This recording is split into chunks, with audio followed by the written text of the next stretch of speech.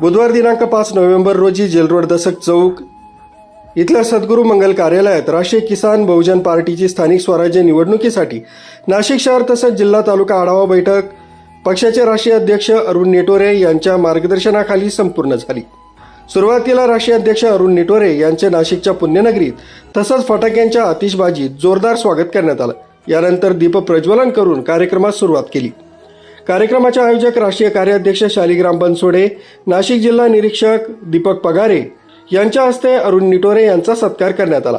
राष्ट्रीय किसान बहुजन पार्टी भ्रष्टाचार निर्मूलन समितीच्या नाशिक जिल्ह्यातील नूतन पदाधिकाऱ्यांना नियुक्तीपत्र देऊन त्यांची नियुक्ती करण्यात आली।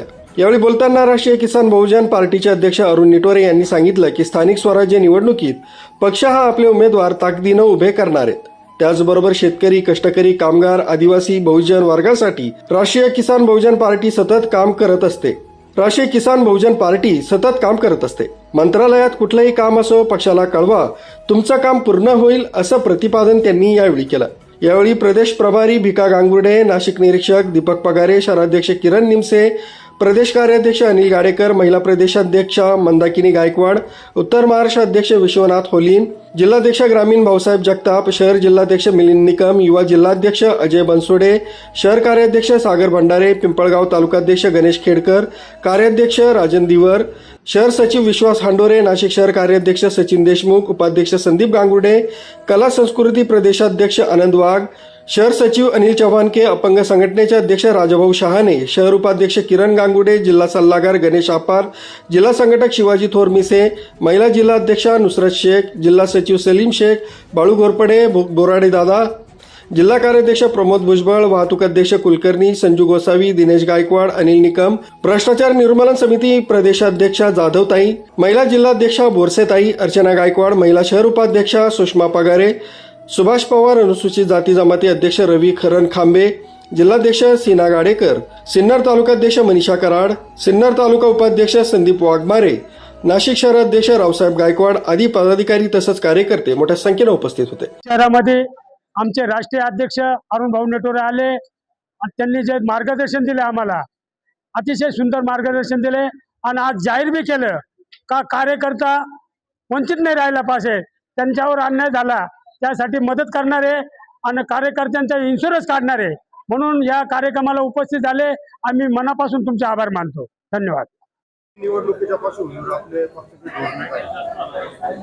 नाशिक दौऱ्यात उमेदवार आहे पूर्ण महाराष्ट्रात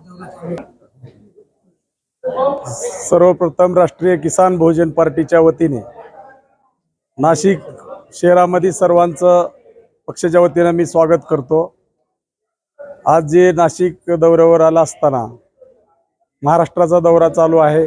प्रथम नाशिकला आज सर्वांच्या काटीबिटी घेऊन महानगरपालिकेच्या बाबतीत, जिल्हा परिषदेच्या बाबतीत, स्थानिक स्वराज्य संस्थेच्या सर्व निवडणुकीच्या बाबतीत बैठका चालू आहेत आणि जास्तीत जास्त कसे आपले उमेदवार निवडून येतील ह्याच्यावर आम्ही जास्त भर देणार आहोत।